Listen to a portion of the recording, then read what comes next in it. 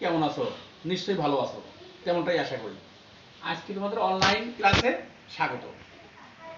আজকে আমি পড়ব পদার্থবিজ্ঞানের অধ্যায় সপ্তম, তরঙ্গ এবং শব্দ নামে যে অধ্যায়টা আছে সেই অধ্যায়টা আমরা পড়বো নবম দশম শ্রেণীতে। এখানে তরঙ্গ বিষয়টা আলোচনা ইতিপূর্বে হয়ে গেছে। এখন আজকে প্রতিধ্বনি নিয়ে আলোচনা করব। প্রতিধ্বনি কি? শব্দর উৎস থেকে উৎপন্ন হয়ে যদি দূরবর্তী কোনো দেয়ালে বা প্রতিফলকে বাধা পেয়ে যদি সেম শব্দ আবার আমার কানে ফিরে আসে, তাহলে এই শব্দকে মূল শব্দের প্রতিধ্বনি বলা হয়। সে আমরা প্রতিধ্বনি সম্পর্কে আজকে জানবো। প্রতিধ্বনির সাহায্যে কি করা যায়? প্রতিধ্বনির সাহায্যে কুয়ার গভীরতা নির্ণয় করা যায়, সমুদ্রের গভীরতা নির্ণয় করা যায়, আরও এরকম অনেক কিছু আছে। মাটিতে ভূগর্ভস্থ খনিজ আছে, সেটাও এই প্রতিধ্বনির সাহায্যে আবিষ্কার করা যায়। আমরা সেটা জানবো। আমরা আজকে প্রতিধ্বনির সাহায্যে কিভাবে কুয়ার গভীরতা নির্ণয় করা যায় সেটা জানবো। এটা জানার আগে আমার আরেকটু জানতে হবে। আমাদের জানতে হবে যে শব্দের বেগ সম্পর্কে। বেগের সংজ্ঞা আমরা একদম প্রথমেই পদার্থবিজ্ঞানের প্রথম দ্বিতীয় চ্যাপ্টারে আছে বেগের সংজ্ঞা। হ্যাঁ, যে প্রতি সেকেন্ডে যে পরিমাণ দূরত্ব অতিক্রম করে কোনো বস্তু তাকে বলা হয় ওই বস্তুর বেগ। এখানে শব্দের ক্ষেত্রে বেগ হয় না, সাধারণত শব্দের দ্রুতি বলা হয়। দ্রুতি আর বেগ একই, সামান্য একটু পার্থক্য আছে। বেগ হচ্ছে নির্দিষ্ট দিকে স্থান পরিবর্তন হয়, আর দ্রুতি হচ্ছে নির্দিষ্ট নাই, বস্তুর স্থান পরিবর্তন হারকেই দ্রুতি বলে। তো শব্দের দ্রুতি বায়ুর মাধ্যমে, পানির মাধ্যমে, লোহা মাধ্যমে বা বিভিন্ন মাধ্যমে ভিন্ন ভিন্ন হয়ে থাকে। আমি এখানে দেখো একটু লিখে দিচ্ছি। বায়ুর মাধ্যমে শব্দের বেগ, শুষ্ক বায়ুতে শব্দের বেগ হচ্ছে 330 মিটার পার সেকেন্ড। পানিতে শব্দের বেগ 1493 মিটার পার সেকেন্ড। লোহা মানে কঠিন পদার্থে শব্দের বেগ 5221 মিটার পার সেকেন্ড। তার মানে দেখা যাচ্ছে বায়ুর চেয়ে, মানে বায়ু পদার্থের চেয়ে, বায়ু মাধ্যমের চেয়ে পানিতে শব্দের বেগ তরল মাধ্যমে বেশি, তরল মাধ্যমের চেয়ে লোহা মাধ্যমে আরো বেশি। তো আমাদের এটা জানতে হবে। আরেকটা জিনিস আমরা জানবো যে এই প্রতিধ্বনি শোনার ক্ষেত্রে আমরা যে সমস্ত ঘরে বসবাস করি, আমাদের বেডরুমে কেন প্রতিধ্বনি হচ্ছে না? এখানেও তো আমি শব্দ করতেছি, সামনে আমার দেয়াল আছে, এই পাশে পাশে দেয়াল আছে। আমাদের মস্তিষ্ক একটি শব্দ শোনার পর কিছু সময় ওই শব্দটাই সে শুনে, আর একবার ডাকলে আর শোনে না।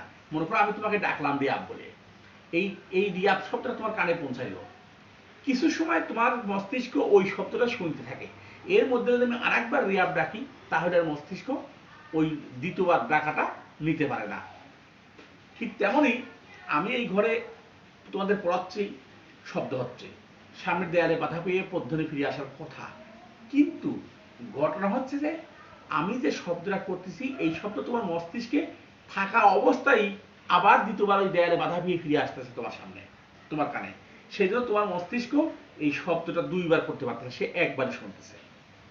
ঠিক এই যে ঘটনাটা, মস্তিষ্ক একটা শব্দ শোনার পর কিছু সময় ওই একই শব্দ শুনতে থাকে, সেই সময়টাকে বলা হয় হচ্ছে শব্দের স্থায়িত্বকাল। এই সময়টাকে বলা হয় শব্দের স্থায়িত্বকাল। সেটা হচ্ছে 0.1 সেকেন্ড। 0.1 সেকেন্ড তার মানে হচ্ছে আমি এখান থেকে শব্দ সৃষ্টি করব, সেই শব্দ সামনের দেয়ালে বাধা পেয়ে আবার ফিরে আসবে। এই যাওয়া এবং আসা ভিতরে ন্যূনতম যদি সময় 0.1 সেকেন্ড অতিক্রম করে, তাহলেই গা তোমার মস্তিষ্ক ওই প্রতিধ্বনিটা শুনতে পাবে। নতুবা প্রতিধ্বনি হবে ঠিকই, কিন্তু তোমার আমার মস্তিষ্ক সেটা নেবে না, কারণ আগের শব্দটাই আমার মস্তিষ্ক নিচ্ছে। তার মানে মূল শব্দ এবং প্রতিধ্বনির মধ্যবর্তী দূরত্ব, মানে সৃষ্টির মধ্যবর্তী দূরত্ব কমপক্ষে 0.1 সেকেন্ড হতে হবে। তার মানে প্রতিধ্বনির জন্য কত সময় আমাদের দরকার, কতটুকু দূরত্ব দরকার, সেটা কিভাবে নির্ণয় করবো? 0.1 সেকেন্ডে শব্দ যে দূরত্ব অতিক্রম করতে পারে তার অর্ধেক। অর্ধেক কি জন্য? শব্দ দুইবার যাবে, একবার গেল আবার আসলো। খেয়াল করো, আমরা এইটার সাহায্যে আমরা এখন সমুদ্রের গভীরতা বা কুয়ার গভীরতা নির্ণয় করার চেষ্টা করি। এখানে কুয়ার চিত্র দেওয়া আছে, দেখো ধরে নাম এর গভীরতা আছে এইচ মিটার। তাহলে এইখান থেকে শব্দ সৃষ্টি করলাম, সঙ্গে সঙ্গে স্টপ ওয়াচ অন করলাম, শব্দ সৃষ্টি করার সঙ্গে সঙ্গে স্টপ ওয়াচ অন করলাম, শব্দ গিয়ে আবার ফিরে আসলো, সময়টা রেকর্ড করলাম। মনে করলাম এই সময় লাগলো হচ্ছে টি সেকেন্ড। কতটুকু? টি সেকেন্ড। টি সেকেন্ড সময় লাগছে যাওয়া এবং আসা। তার মানে টি সেকেন্ডে শব্দ কতটুকু দূরত্ব অতিক্রম করছে? একবার যাইতে এইচ, একবার ফিরে আসতে এইচ, তার মানে 2h। টি সেকেন্ড অতিক্রম করছে 2h। তাহলে শব্দের বেগ অনুসারে শব্দটা যে কোনো বস্তুর বেগ অনুসারে বেগ সমান পাচ্ছি আমরা 2h/t, অতিক্রান্ত দূরত্ব বাই সময়, অতিক্রান্ত দূরত্ব বাই সময়।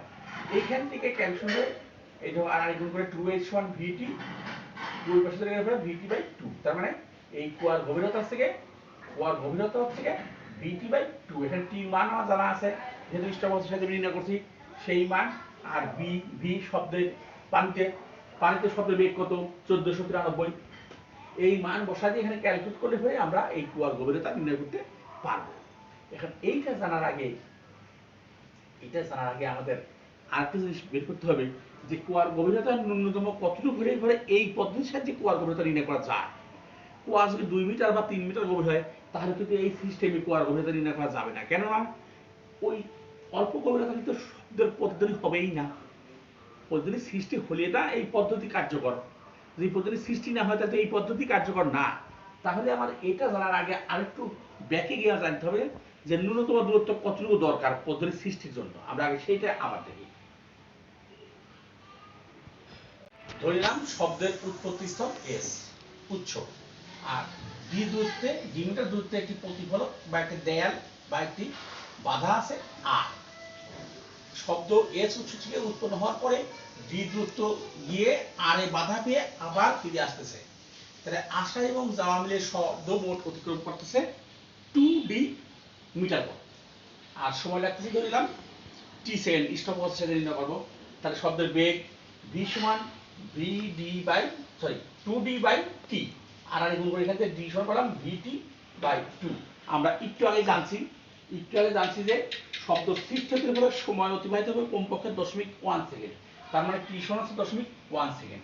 আর আমার আগে আমি দেখাইছি বায়ু মাধ্যমে শব্দের বেগ হচ্ছে 330 মিটার পার সেকেন্ড, v সমান 330 মিটার পার সেকেন্ড। t আর v এর মান বসা দিয়ে আমরা এখান থেকে ক্যালকুলেট করে পেয়ে যাচ্ছি 16.5 মিটার d মান। তার মানে উৎস এবং প্রতিফলকের মধ্যবর্তী দূরত্ব কমপক্ষে হতে হবে 16.5 মিটার, অর্থাৎ 16.5 মিটার। এই দূরত্ব যদি কম হয়, আমরা যে একটু আগে কুয়ার গভীরতা নির্ণয় করলাম, সেখানে যে কুয়ার গভীরতা যদি 16.5 মিটার থেকে কম হয় তাহলে এই পদ্ধতি কার্যকর হবে না, সেক্ষেত্রে অন্য কোনো পদ্ধতি আমাদেরকে অ্যাপ্লাই করতে হবে। প্রতিধ্বনির সাহায্যে কূপের গভীরতা, কুয়ার গভীরতা বা সমুদ্রের গভীরতা বা নদীর গভীরতা বা পুকুরের গভীরতা নির্ণয় করার ক্ষেত্রে যদি গভীরতা 16.5 এর কম হয় তাহলে এই পদ্ধতি কার্যকর না। শুধুমাত্র 16.5 এর চেয়ে বেশি গভীরতার ক্ষেত্রে, বেশি তত হোক অসুবিধা নাই, বেশিরভাগ ক্ষেত্রে আমরা এই পদ্ধতি নির্ণয় করতে পারবো। খেয়াল করে এখানে আরেকটা লক্ষণীয় বিষয়, যে এই যে আমরা বায়ুতে শব্দের বেগ 330 মিটার পার সেকেন্ড দেখলাম, এটা কিন্তু 0 ডিগ্রি সেন্টিগ্রেড তাপমাত্রা। এখন তাপমাত্রা যত বৃদ্ধি পাবে বা কমবে, বেগও কিন্তু কমবে বা বাড়বে। তার মানে প্রতি ডিগ্রি তাপমাত্রা বৃদ্ধির জন্য খেয়াল রাখবা, এটা বইতেও আছে, নোট করে নাও। প্রতি ডিগ্রি তাপমাত্রা বৃদ্ধির জন্য শব্দের বেগ বৃদ্ধি পাবে 0.6 মিটার পার সেকেন্ড। প্রতি ডিগ্রি তাপমাত্রা বৃদ্ধির সাথে সাথে প্রতি ডিগ্রি তাপমাত্রা বৃদ্ধি পেলে শব্দের বেগও বৃদ্ধি পাবে 0.6 মিটার পার সেকেন্ড। তাহলে এইখানে যদি এই প্রশ্নটা খেয়াল করো, প্রতি ডিগ্রি সেলসিয়াস তাপমাত্রা বৃদ্ধির কারণে বায়ুতে শব্দের বেগ বৃদ্ধি পাবে 0.6 মিটার পার সেকেন্ড। এখানে এই প্রশ্ন যদি তোমাকে দেওয়া থাকতো 30 ডিগ্রি সেলসিয়াস, অর্থাৎ তাপমাত্রা এই পরীক্ষণীয় স্থানে তাপমাত্রা আছে 30 ডিগ্রি সেলসিয়াস, সেই ক্ষেত্রে তোমাদের বলা হয় যে ডির মান নির্ণয় করো। এখানে প্রথমেই বলতে ডির মান নির্ণয় করো বা ন্যূনতম দূরত্ব নির্ণয় করো, কতটুকু দূরত্ব হলে পরে এই ক্ষেত্রে মানে তাপমাত্রা 30 ডিগ্রি, তখন এস এবং আর এর মধ্যে দূরত্ব কতটুকু করে পদ্ধতি হবে। তাহলে আমার এইখানে শুধুমাত্র এই যে শব্দের বেগ আছে এইটার সঙ্গে আমার প্লাস করা লাগবে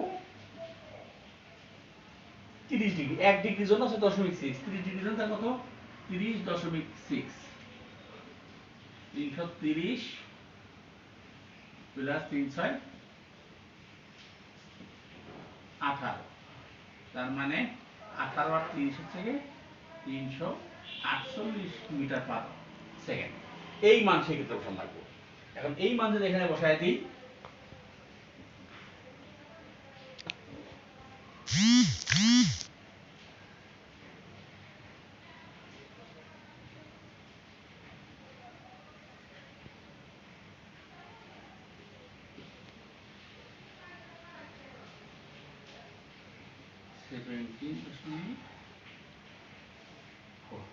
ক্ষেত্রে খেয়াল করো, যদি তাপমাত্রা উল্লেখ করে দেওয়া থাকে তাহলে সেই তাপমাত্রায় শব্দের বেগ বের করে লাগবে। তাপমাত্রা উল্লেখ করে দেওয়া থাকে 30 ডিগ্রি থাকতে পারে, 32 ডিগ্রি থাকতে পারে। আমার দেশে তাপমাত্রা সাধারণত 30 থেকে 36-এর মধ্যে থাকে। এই তাপমাত্রা তোমাকে দিয়ে দিতে পারে, 30 দিতে পারে, 35 দিতে পারে, 25-26 দিতে পারে। কারণ শীতকালে তাপমাত্রা আমাদের দেশে 10-এর 330 সঙ্গে যোগ করে নিবা। যোগ করে নিবার পাইলে আমরা বায়ুতে শব্দের বেগ, শব্দের বেগ যে পাইলাম সেই মান ইউজ করি। টির মান চেঞ্জ হবে, টির মান 0.1 থাকবে। ক্যালকুলেশন করলে পরে যা হয় অ্যান্সার, তখন আমরা দেখবো যে এখানকার দূরত্ব 17.4 মিটার হলেই না এই তাপমাত্রায় পদ্মনির সৃষ্টি হতে পারে, নতুবা হবে না। তারপর আমরা এখন প্রতিধ্বনির সাহায্যে কুয়ার গভীরতা নির্ণয় শিখলাম। প্রতিধ্বনির সৃষ্টির জন্য কতটুকু ন্যূনতম দূরত্ব দরকার এগুলো জানলাম।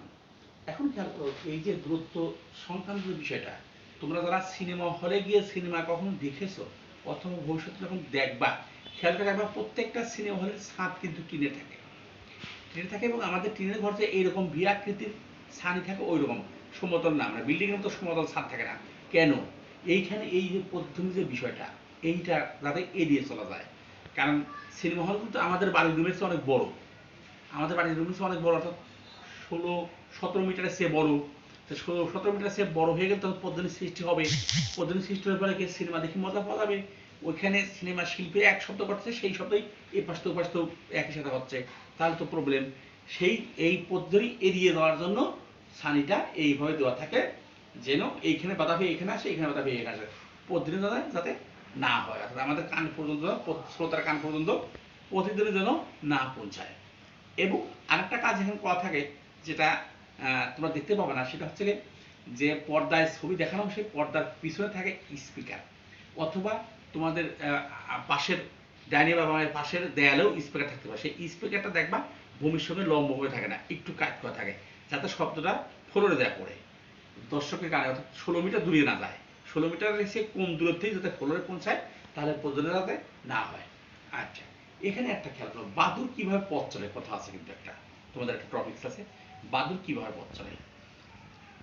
আমরা জানি কিন্তু যে বাদুর চোখে দেখে না, এটা আমরা জানি, মানে বাদুর চোখ আছে কিন্তু চোখে সে দেখতে পায় না। বাদুর তাহলে পথ চলে কিভাবে? বাদুর মুখ দিয়ে বিশেষ এক ধরনের শব্দ সৃষ্টি করে, যে শব্দ বাদুর ছাড়া অন্য কোনো প্রাণী শুনতে পায় না। এখন প্রশ্ন করতে পারো, স্যার এটা আবার কেমন? হ্যাঁ, এরকম একটা কিছুই আছে, মানে শব্দ হলেই কিন্তু সেই শব্দ আমি তুমি কানে শুনবো এমনটি না।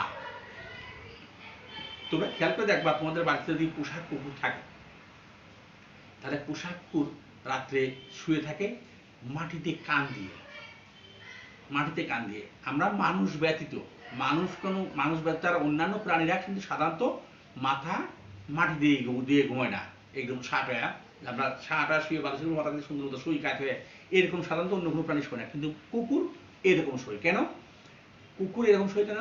যে বাড়ির যে সদর দরজা দিয়ে কেউ প্রবেশ করলে তার পা যে মাটিতে হাঁটে, হাঁটার জন্য এক ধরনের কম্পনের সৃষ্টি হয়। এই কম্পন ফলে এক ধরনের শব্দ হয়, এই শব্দ কুকুর শুনতে পায়, কিন্তু আমরা শুনতে পাই না। কুকুর শুনতে পায়, এবং কুকুর শুনতে পেয়ে বুঝতে পারে যে বাসায় কেউ ঢুকলো। অর্থাৎ কুকুর কিন্তু সুন্দর মতো কোনটা সেটা কুকুর বুঝতে পারে, আবার তুমি ঢুকলে তোমারটাও বুঝতে পারো। তোমার বাবা ঢুকলে কুকুর বুঝতে পারে কে ঢুকছে, তুমি ঢুকলেও বুঝতে পারে কুকুর কে ঢুকছে, আবার একজন অপরিচিত লোক ঢুকলে সেটাও সে বুঝতে পারে। তার মানে প্রত্যেকটা প্রাণীর বা প্রত্যেকটা মানুষ যার যার মতো এক এক সময় এক একজন প্রবেশ করলে আমরা বাড়ির ভিতরে আমাদের পায়ের লাথি মাটিতে পড়ে যে কম্পনের সৃষ্টি হয়, এই কম্পনের ফলে যে শব্দ হয়, সেই শব্দটা কুকুর বুঝতে পারে যে কে হেঁটে আসছে।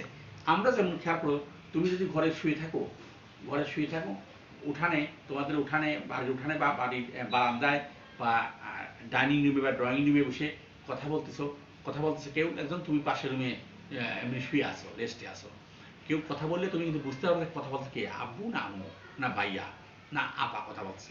এটা কিন্তু বোঝা যায়। ঠিক কুকুরও ওই রকম ওই শব্দ দেখেই বুঝতে পারে যে আমার মনিব আসছে বা এই বাসার একজন লোক আসছে, অতএব এখনো ঘেউ ঘেউ করার দরকার নেই। আর অপরিচিত কেউ আসতে পারে সে কিন্তু চিল্লাবে, সে চিল্লাবে। তুমি আসলে অনেক সময় হয়তো একটু চিল্লায়, সেটা চিল্লায় না, সেটা তোমাকে স্বাগত জানায়। তোমাকে স্বাগত জানায়, তুমি তার উত্তর দাও চুপ চুপ কর, কুকুরটা একবার চুপ হয়ে যায়।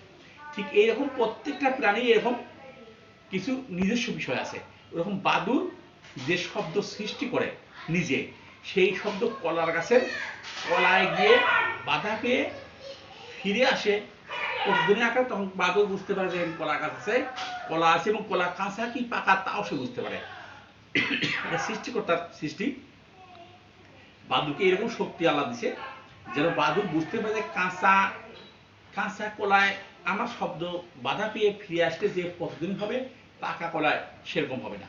পেয়ারার ক্ষেত্রে এরকম পাকা পেয়ারা প্রতিদিন কেমন হবে আর কাঁচাটা কেমন হবে সে জানে। লিচুর ক্ষেত্রে ওইরকম প্রত্যেকটা ফলের ক্ষেত্রেই বাদুড় বুঝতে পারে যে ফলটা পাকা না কাঁচা, সেই টার্গেটই সে যায় এবং ওই পাকাটা খেয়ে চলে আসে, কাঁচাটা খায় না সে। তোমরা খেয়াল করো, পেয়ারা খাইলে পেয়ারা পাকাটা খায়, কাঁচাটা খায় না। তার মানে কি, সে ওই পদ্ধতি সে যে শব্দ করছে, শব্দ বাধা হয়ে যে ফিরে আসছে, এটা কিন্তু সে বুঝতে পারছে পেয়ারা পাকা কোনটা কাঁচা কোনটা, সেটা দেখেই সে খাবে। এইভাবে বাদুড় পথ চলে। শব্দ দূষণ একটা টপিক আছে তোমাদের। শব্দ দূষণটা কি?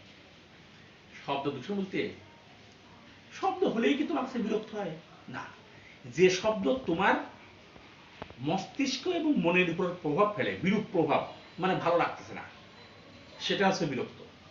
ওটা আমার কাছে ভালো লাগতেও পারে, অনেকের কাছে আছে রবীন্দ্রসঙ্গীত, রবীন্দ্রসঙ্গীত অনেকের কাছে আছে রবীন্দ্রসঙ্গীত ভালো লাগে না, কিন্তু রবীন্দ্রসঙ্গীত একটা বিখ্যাত গান। রবীন্দ্রসঙ্গীত রবীন্দ্রনাথ ঠাকুরের রচিত গান সবগুলি তো বিখ্যাত গান, খুব ভালো লাগে, কিন্তু আমার কাছে নাও ভালো লাগতে পারে, তোমার কাছে নাও ভালো লাগতে পারে। ওই গীত, ওই বেহুলার সুরটা ভালো নাও লাগতে পারে, তাই না?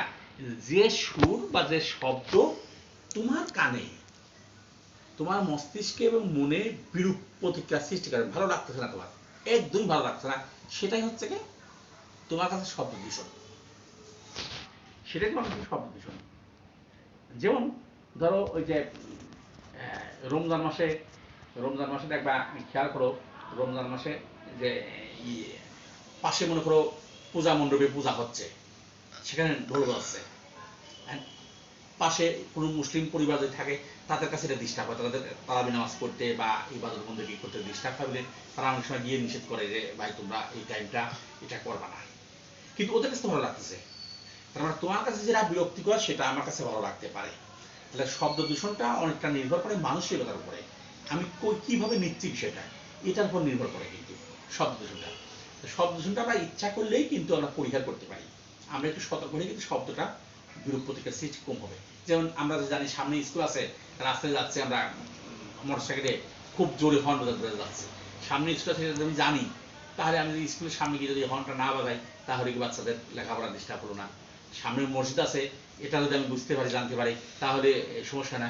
সেই ক্ষেত্রে আমাদের সমাজের কিছু করণীয় আছে, সমাজের কিছু দায়বদ্ধতা আছে।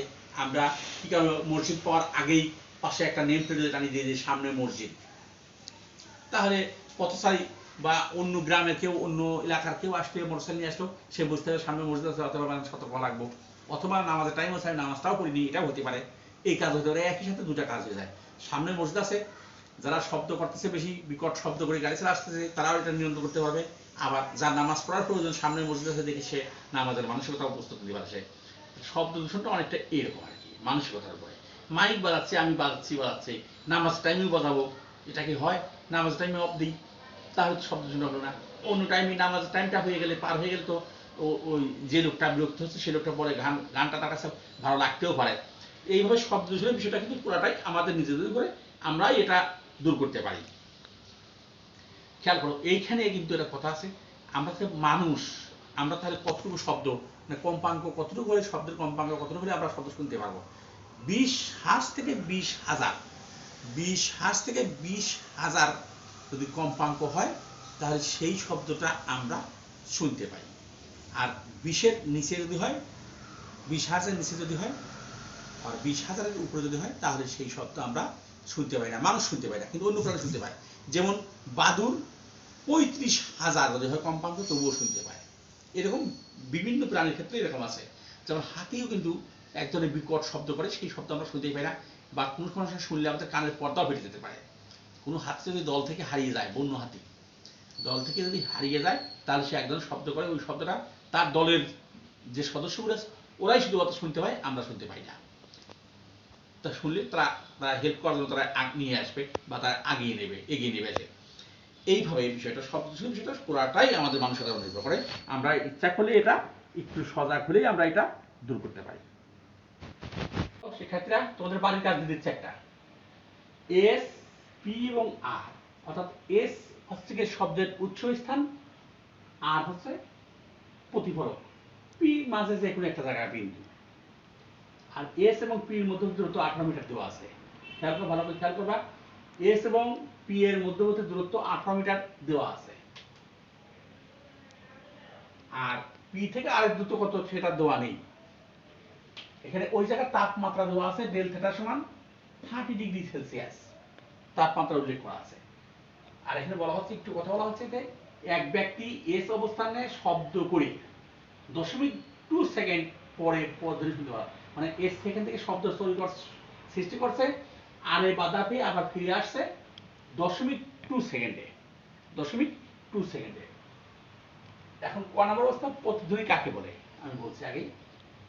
অনুপ্রস্থ এবং অনুদৈর্ঘ্য তরঙ্গের মধ্যে দুটি পার্থক্য রাখবা। পার্থক্য আছে 3-4টা, তোমরা পড়লে পাঠটা ভালো মতো পড়লে পার্থক্য খুঁজে বের করতে পারবা।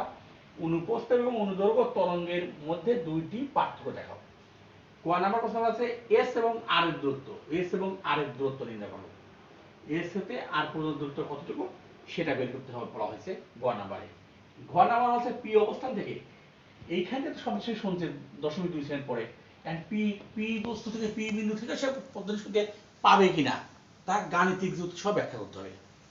খেয়াল করে ভালো করে যে পি অবস্থানে যদি আরেকজন দাঁড়িয়ে থাকে সেই লোকটাও পদ্ধতি শুনতে পাবে কিনা সেটার ব্যাখ্যা তুমি দিবা। That's okay. খেয়াল করো, বাড়িতে লেখাপড়া করবা। করোনাকালীন টাইমে স্কুল খোলা হচ্ছে না, স্কুলে পাঠদান কার্যত একেবারেই বন্ধ। আমরা অনলাইনে ক্লাস নিচ্ছি, বিভিন্ন স্যারেরা ক্লাসগুলি ভালো মতো লক্ষ্য করবা, তাহলে কিছুটা হলেও উপকৃত হবা। বাড়িতে থাকবা, সাবধানে থাকবা, ঠিকমতো খাওয়া দাওয়া করবা, গোসল ঘুম যেন ঠিক থাকে। শুধু মোবাইল নিয়ে বসে থাকলাম ক্লাসের নাম নিয়ে তা করা যাবে না, শুধু টিভি নিয়ে বসে থাকলাম ক্লাসের নাম নিয়ে তাও হবে না, মা বাবাকে ফাঁকি দেওয়া যাবে না। এই ফাঁকি দিলে তোমরা নিজেরাই ফাঁকিতে পারবা। লেখাপড়া করবা, বাড়িতে ঠিক মতো লেখাপড়া করবা, বাইরে বেরোবেই না প্রয়োজন ছাড়া। বাইরে বেরোলে অবশ্যই মাস্ক পরে বেরোবা, বাড়িতে আসার পরে অবশ্যই হ্যান্ড স্যানিটাইজার অথবা যে কোনো সাবান দিয়ে হাত ধুয়ে তারপরে বাড়ির অন্যদের সঙ্গে মিশবা। ওকে, ভালো থেকো, সুস্থ থেকো, খোদা হাফেজ।